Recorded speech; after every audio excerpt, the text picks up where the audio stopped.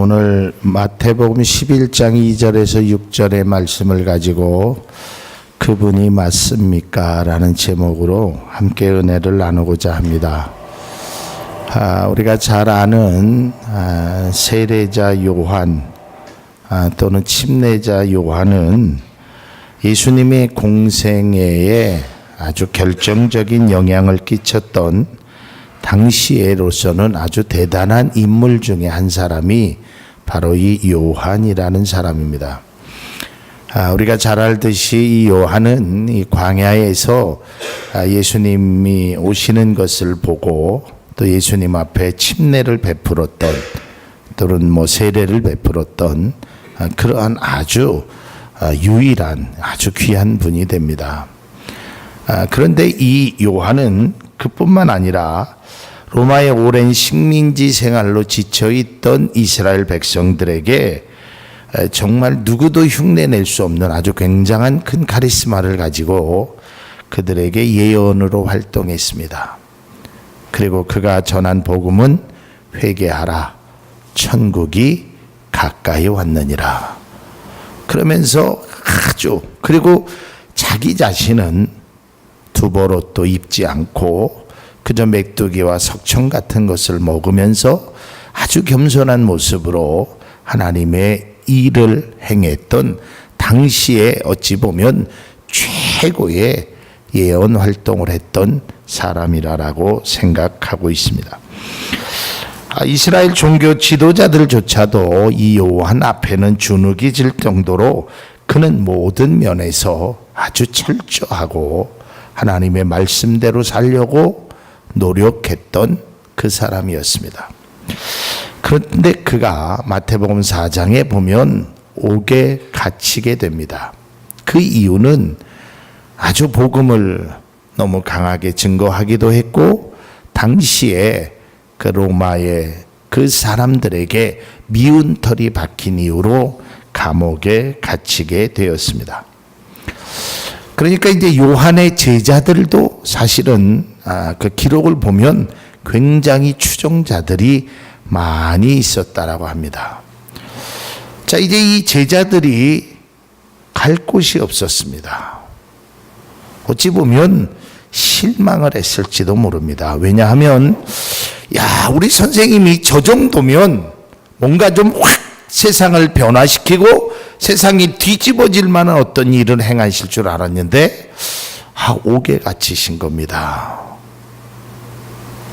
그런데 성경을 우리가 보면 이 옥중에서 무슨 소식이 들리냐면 예수님의 활동 소식이 들려지게 됩니다. 그래서 이 요한이 제자들에게 이야기하는 것입니다. 그분이 정말 메시아다. 나는 메시아가 아닌 그분의 신발끈조차 맬 수 없는 나는 연약한 사람이다. 근데 이제 제자들이 요한의 이야기를 듣고 예수님의 모습을 보는데 조금 생각과는 좀 달랐습니다. 그들이 생각하는 예수님은 정치적으로 좀 획기적이고 막 로마의 그 시민들이 로마의 그 어떤 군병들이 그냥 쩔쩔 못하고 하늘에서 막 불이 떨어지고 이래갖고 막 세상이 확 변화될 줄 알았는데 고작 하는 일을 보니까 세리 같은 사람들한테 같이 밥을 먹질 않나, 안식일 날 병을 고치지를 않나, 자기의 기대와는 좀 달랐습니다. 그래서 그들이 자신의 선생인 요한에게 찾아와서 이야기를 합니다. 아니 선생님이 그렇게 추앙했던 그분이 조금 선생님이 생각했던 것과는 좀 다른 것 같습니다. 그러니까 오늘 요한이 이렇게 얘기합니다. 그에게 가서 제자들을 보내서 오실 이가 메시아가 당신이 맞습니까? 아니면 우리가 다른 사람을 기다려야 됩니까? 라고 묻는 것입니다. 자, 이제 여기서 우리가 신앙의 어떤 적용을 좀 하면 이렇게 될 수 있을 것입니다. 우리가 누군가의 전도를 받았던 또 부모의 이끌림을 받았던 아니면 스스로건 하나님을 믿었습니다. 그리고 여기 계신 분들 아마 모든 분들이 물론 하나님은 한 분이시지만 각자 생각하는 하나님의 어떤 여러분이 생각하는 하나님은 조금씩 아마도 차이가 있을지도 모릅니다. 어떤 분은 이런 하나님, 어떤 분은 저런 모습. 우리가 사람을 평가할 때도 똑같은 사람의 모습을 보고도 어떤 사람은 저 사람은 신사 같다. 근데 반대로 어떤 사람은 꼭 제비 같아. 이렇게 판단할 수도 있지 않습니까? 아니면 반대로 저 사람은 너무 자상해. 참 사람이 좋아. 또 반대로 한 사람은 저래서 세상을 어떻게 살아. 미련한 거지. 저거는 바보 같은 거지. 이렇게 생각할 수 있듯이 우리가 하나님을 생각할 때 내가 원하는 하나님의 상을 아마도 가지고 있을 겁니다. 물론 그것은 성경적으로는 바른 것은 아닙니다. 어쨌든 우리가 교회를 다니면서 예수를 믿으면서 기도를 하면서 내가 믿는 하나님, 나의 기도를 들으시고 나와 함께 하시고 나의 어떠한 것을 아시는 하나님, 이렇게 기도했는데 신앙생활을 몇십 년 동안 했는데 시간을 지나고 나니까 좀 허전한 마음이 드는 겁니다. 이거 내가 그동안 믿은 게 맞나? 진짜 그분이 살아계신가? 내가 기도하면 들으시나? 이런 생각 속에 있을 수도 있습니다. 마치 오늘 요한의 제자들이 예수님 앞에 와서 묻는 것입니다. 당신 맞습니까? 당신이 메시아 맞습니까? 제가 말씀을 준비하는 가운데 요한이 제자들을 보내어 오실 그이가 맞습니까? 라고 묻는 그 의도가 어디 있느냐? 그 의도에 대해서 신학자들은 세 가지를 말하고 있습니다. 그 첫째로는 간단하게 말씀드리면 불확실성에서 진짜 예수 맞아? 저 사람이 구약에서 예언되었던 우리를 구원하실 메시아 맞아? 이런 마음 속에서 제자들을 보냈을 수도 있을 것이다. 그게 이제 첫 번째 견해고, 두 번째 견해는 그것은 아니고 예수님이라는 분이 맞기는 맞는데 내가 생각했던 것과는 좀 다른 것이 아니냐. 그러니까 내 생각이 맞습니까? 라고 묻는 두 번째 견해가 있고, 마지막 세 번째 견해는 이런 것입니다. 제자들이 요한한테 찾아와서 선생님, 아무래도 예수라는 사람이 좀 이상해요. 요새 세상 말로 하면 사이비 같아요. 이러니까 요한은 그분이 메시아라는 걸 확실했습니다. 여러분, 요한복음이나 다른 복음서를 읽어보면 침례를 베풀었을 때 하늘에서도 소리가 났고요. 그것을 요한이 보고 들었던 사람입니다. 그리고 요한은 예수님에 대해서 알았기 때문에 내가 당신에게 침례를 베푸는 것이 나는 감당할 수 없습니다. 라고 이야기하는 것을 보면 그분에게는 확신이 있었습니다. 그런데 제자들에게 가서 물어봐라. 그분 맞냐고.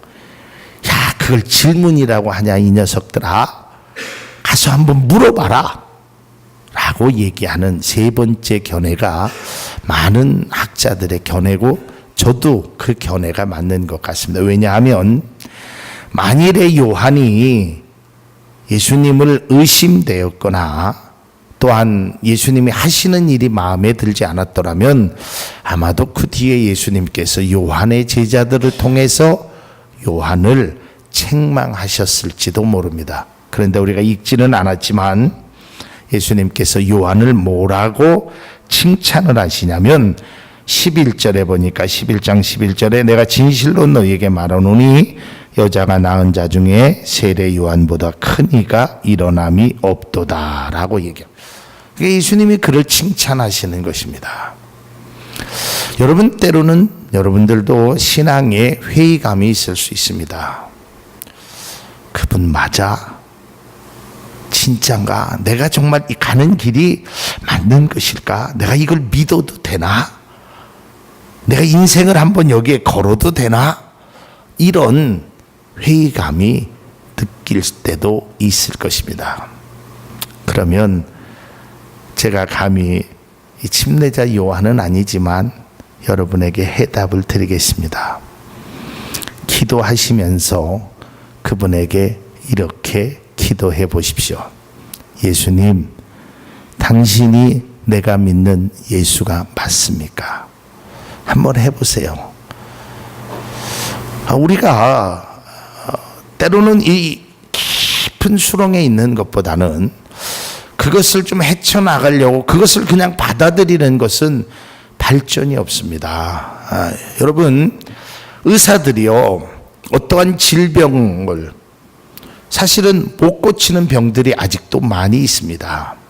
불가항력적인 것도 있을 수 있습니다. 그러면 그 병은 못 고치는 거야, 안 되는 거야 하고 딱 덮어버렸다면 인류의 역사는 지금과 같이 되지는 않았을 것입니다. 못 고치는 병이라 할지라도 그것을 어떻게 해서든지 고쳐보려고 이러한 실험도 해보고 저러한 실험도 해보고 밤을 새보고 자기 자신이 고민도 하고 고뇌도 하고 그래서 어떠한 신약을 개발하게 되었습니다. 마찬가지입니다. 여러분의 신앙에도 해결하지 못하는 여러 가지 때로는 그 어떤 일이 있을 수 있습니다.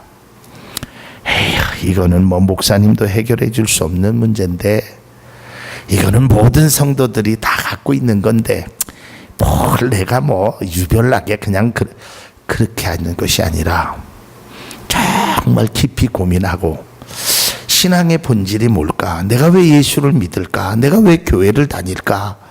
내가 왜 그분 앞에 기도를 해볼까? 이러한 깊은 고민과 갈등, 또 여러분들이 스스로 느끼는 깊은 고민과 갈등을 통해서 정말 여러분만의 그분을 만날 수 있기를 주님의 이름으로 축복을 드립니다. 이게 참된 저는 신앙 같아요. 그냥 남들이 하니까, 남들이 가니까. 아니에요. 그렇지 않습니다. 여러분, 그 발명의 역사를 보니까 우리가 타고 다니는 엘리베이터 있잖아요. 엘리베이터. 그게 어떻게 발명됐냐면, 한 발명가가 기차를 타고 가는데 왜 기차는 땅으로만 갈까? 하늘로 올라갈 수는 없을까? 그 깊은 고민 끝에 엘리베이터를 그가 발명하게 되었다는 거예요. 아마 그런 깊은 고민이 없었으면 인류 발전에 이바지하는 일이 퇴보될 수도 있어요. 여러분, 한국 기독교가 지금 100여 년이 지난, 또 여러분들의 신앙이 수십 년이 지난 삶 속에서 우리가 한 번 정도는 정말 그분이 맞나? 내가 지금까지 믿었던 예수, 내가 지금까지 알고 따랐던 그분이 정말 그분입니까? 내가 이 성경 속에서 나타난 그분이 내가 진짜 그분을 믿는 겁니까?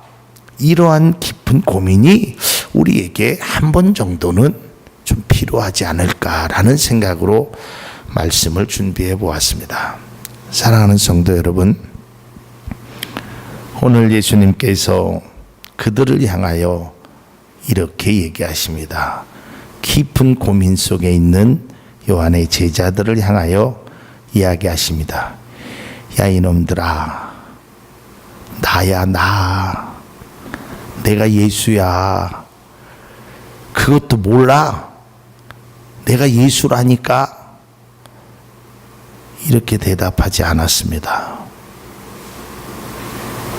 오늘 성경을 보면 예수님께서 아주 독특하게 말씀을 하십니다.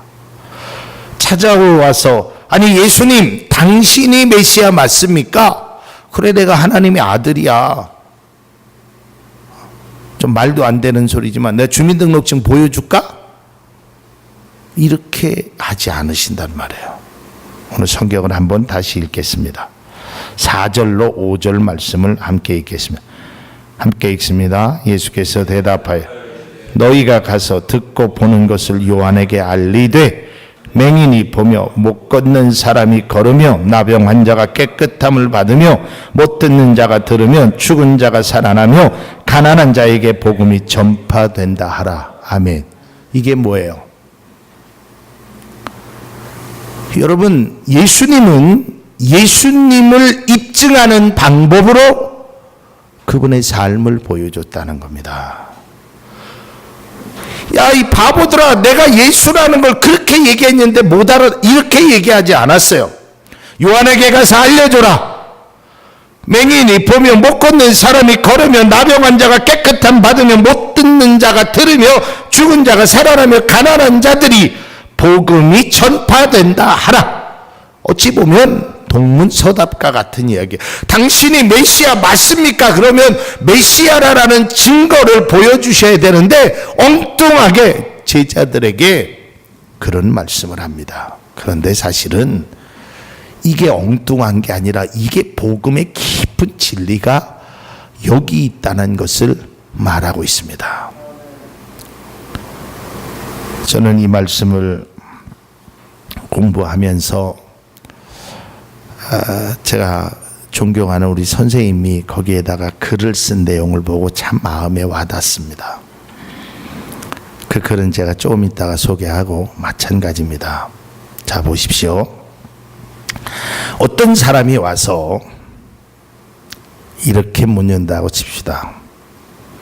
여기 교회 맞아요? 네. 여기 혹시 신천지 아니에요? 아닙니다. 교회 맞아요? 네, 맞습니다. 그래요? 맞다니까요. 보세요. 저기 십자가도 있잖아요. 우리 목사님 침례 신학대학원 했잖아요. 우리 교회 주보 보세요. 장로님 2분 계시잖아요. 우리 권사님 있잖아요. 여기 와보면 찬송가 많잖아요. 성경책이 있잖아요. 교회 맞아요. 이게 이제 보통 입증하는 방법입니다. 그러나 하나님은 그런 것을 가지고 교회라고 말씀하지 않았다는 것을 여러분 꼭 인식할 수 있기를 바랍니다. 교회는 십자가가 있어야 교회가 아니라 십자가에 달린 예수의 사랑이 있어야 교회인 줄로 믿습니다. 이게 진짜 교회인 것입니다. 여기 성경책이 놓여 있어서 교회가 아니라 성경의 말씀대로 살려고 애쓰고 노력하는 성도가 있을 때 그게 교회란 말이에요. 제가 앞에 우리 교수님이 쓴 글을 보고 제가 참 마음에 와닿았어요. 어떤 사람이 한 목사님에게 묻는 것입니다. 목사님, 당신이 목사님이라 그러는데 목사님 맞나요? 아, 예, 맞지요. 그러면서 저도 기도원에 가면 저에게 그런 얘기를 해요. 목사님 맞습니까? 네. 그러면 주보를 갖고 오라 그래요. 기도원에 가면. 그럼 주보에 여기 이제 제 이름이 있잖아요. 여기 목사 이현구 맞죠? 제가 목사 맞죠? 그리고 저 텔레비에도 나왔어요. 저 유튜브에도 보면 제 설교 영상이 있어요. 인터넷으로 한번 찾아보세요. 우리 교회를. 그럼 제가 설교하는 것도 있고요. 칼럼 내용도 있어요. 그것보다는 정말 이 사회가 이 세상 사람들이 요구하는 것은 주보에 이름이 있고 유튜브에 제가 설교하는 그것보다 더 바라는 것이, 아니 당연히 바라는 것이 있다면, 목사님, 제가 목사님의 모습을 보니까, 목사님의 삶을 보니까 목사님이 맞는 것 같습니다. 이게 진짜 목사 아니겠느냐. 이게 이제 우리 선생님의 가르침입니다. 제가 이걸 보고 참 마음에 많이 와닿고 죄송스러움이 있었어요. 여러분, 우리는 모두 목사나 장로님이나 권사님, 집사님 이걸 떠나서 우리는 모두 그리스도인입니다.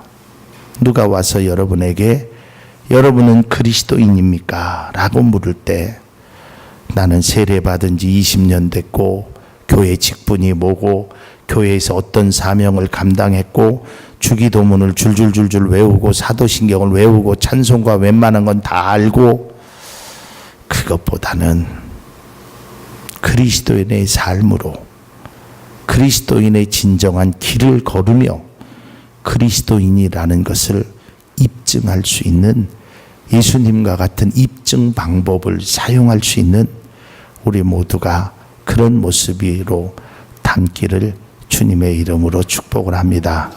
우리 교회가 우리 성도들이 모든 그리스도인의 삶이 이러한 모습으로 달려가야 되지 않을까. 겉모습만 목사가 아니라 겉모습만 그리스도인이 아니라 삶의 모습 속에서 말 속에서 행동 속에서 그리스도인이라는 것을 전파하는 멋진 그리스도인의 모습이 우리가 닮아가야 될, 아니 쫓아가야 할 모습이라 생각되어집니다. 기도하겠습니다.